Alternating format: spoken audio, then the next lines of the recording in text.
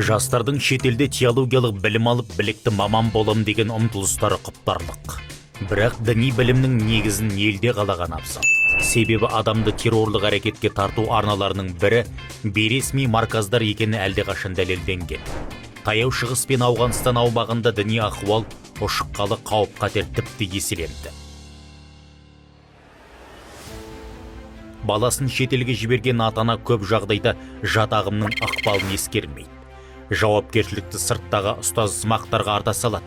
Ұлының не қызының қайда, кімнен не оқып жатқанын тексермейді. Тек тегін деген сөзге алданып арып алады. Түрлі күштердің қаражатына қызмет ететін құжыралар, марказ, медреселер сол елдердің аумағында да заңсыз болып саналады. Түрлі діни атауларды теліп алған курстардың артында экстремистік ұйымдар тұр. Шетелге шықпас бұрын нені білген жөн?